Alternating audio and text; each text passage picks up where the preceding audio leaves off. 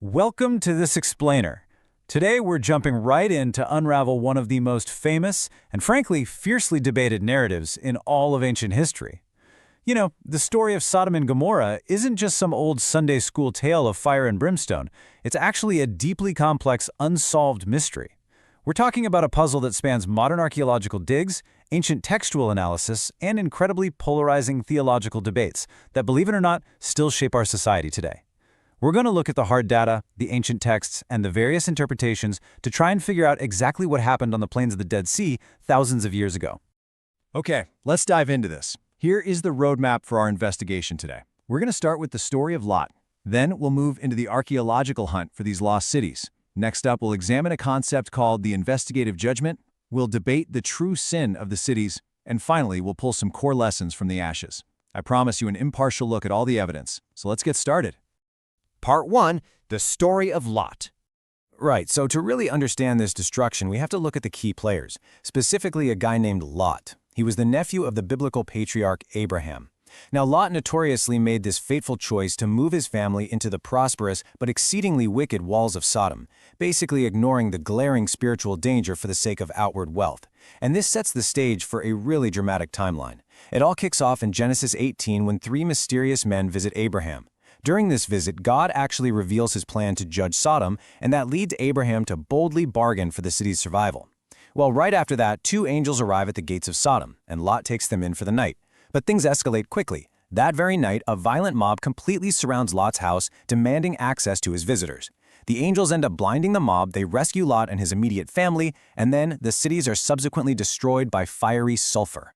Now, there is a totally fascinating detail in this timeline revolving around this specific number, 2. Remember, 3 men visited Abraham in the heat of the day, right? But only 2 angels actually went down into Sodom that evening. So why the difference? Well, the sources highlight an ancient theological view that the third visitor, the one who stayed behind to speak with Abraham, was actually the Lord himself in human form. It's a pretty wild thought. This means the 2 angels acted as escorts to go in and rescue Lot, while the Lord remained behind to orchestrate the judgment from afar. And while those angels were traveling down to the city, Abraham is essentially haggling with the creator of the universe. He famously negotiates with God, asking, would you spare the entire city if 50 righteous people could be found? God agrees. But then Abraham desperately starts bargaining that number down, 45, 30, 20, until he finally reaches just 10 people. And God graciously promises to spare the entire city if just 10 righteous souls can be found within it. But tragically, they couldn't even meet that quota. Only Lot, his wife, and his 2 daughters were pulled from the city before it fell. So, with that foundational narrative established, a massive historical question emerges. Did this really happen? And if it did, where did the fire fall? Where exactly were Sodom and Gomorrah located? Which brings us to part 2, locating the lost cities. And this brilliantly illustrates the fierce archaeological debate going on right now. For decades, scholars have been hunting for physical evidence of a sudden, fiery destruction that matches the ancient texts. Today, 2 major geographic proposals really dominate the field. On the left side here, we have the northern proposal. This identifies a site called Tal el-Hammam, which is just north of the Dead Sea. On the right side, we have the southern proposal, which points to a site called Bab edh-Dhra, located south of the Dead Sea. Now, both of these sites show clear evidence of ancient occupation, but they present vastly different cases for being the infamous Sodom. To break this down, archaeologist Bryant G. Wood offers a super compelling critique comparing the two. If you look at the geography, ancient maps, like the Madaba map, place the area south of the Dead Sea, favoring the southern proposal. Geologically, the southern site is absolutely rich in bitumen, which are basically tar pits, and sulfur. That is exactly the material described in the Genesis account. Chronologically, the southern site features a massive destruction layer at the end of the early Bronze Age 3, which aligns perfectly with the time frame of Abraham. But architecturally, this is where it gets crazy.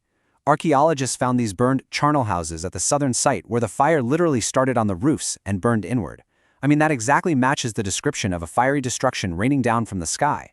The evidence for the southern site is undeniably heavy.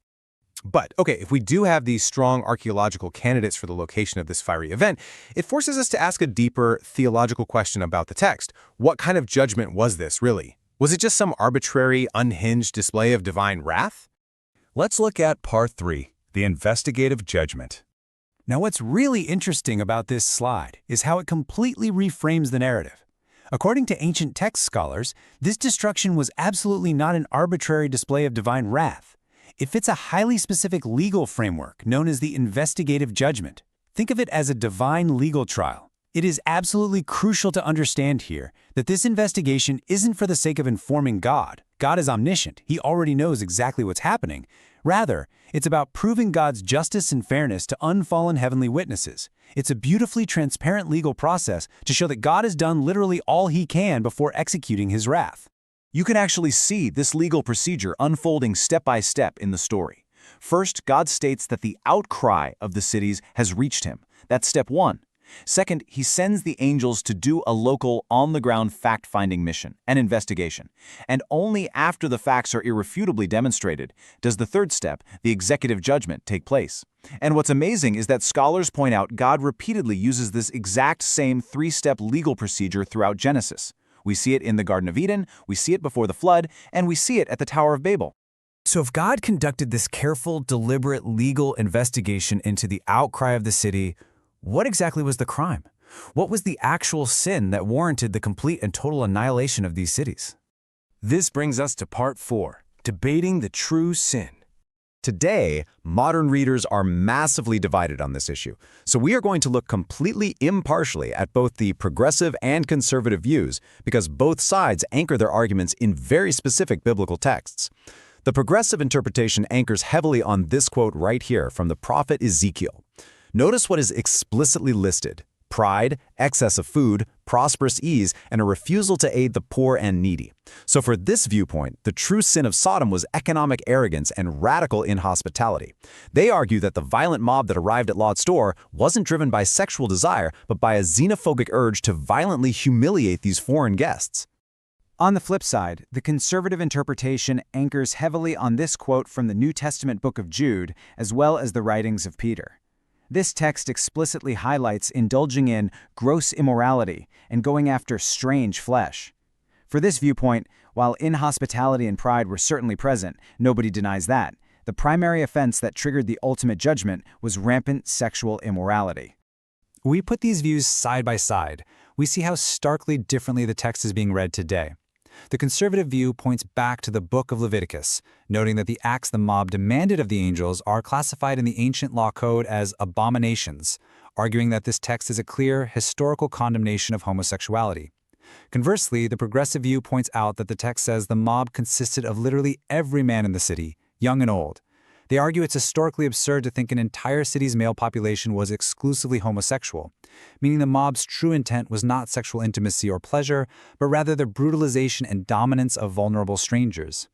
Let's move to and see how this builds into some serious textual complexities that both sides have to wrestle with. For instance, the timeline problem. Remember, God decided to judge the city before the mob ever showed up at Lot's door. That means the attempted assault cannot be the sole reason for the judgment. It was clearly an ongoing, deeply rooted systemic issue. And we also have to grapple with Lot himself.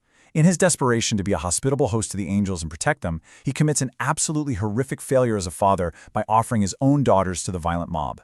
Actually, the whole narrative is just incredibly dark, it's complex, and it forces us to confront the deep, deep depravity present on that fateful night. Part 5. Lessons from the Ashes. Despite all these fierce theological and academic debates, all of our sources agree on some profound, overarching takeaways, and it all traces back to Lot's initial tragic decision. Lot chose by sight, not by faith. He looked at those well-watered plains and saw pure economic opportunity. He completely ignored the spiritual corruption of the culture he was moving his family into. He prioritized material wealth and comfort over the spiritual safety of his household, and it almost cost him the whole shebang.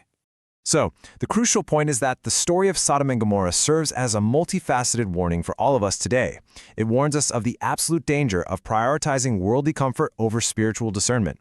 It challenges us with a radical, demanding call to practice true hospitality, to actually aid the poor, the needy, and the vulnerable, doing the exact opposite of what Sodom did. And finally, it presents the overarching reality of a God who executes perfect investigative justice against unchecked wickedness, yet at the very same time extends his hand in rescuing grace to pull people like Lot to safety. I'll leave you with this to think about. Whether you focus on the archaeological evidence of burning sulfur, the legal framework of divine judgment, or the intense debates over the city's true sins, the core question remains incredibly personal. When we look at the ashes of Sodom, do we see a mirror reflecting our own society's pride, excess, and inhospitality? Do we see a sobering warning of ultimate divine justice? And most importantly, in our own daily decisions, are we walking by sight or by faith? Thanks so much for joining me on this explainer, and keep questioning, keep learning.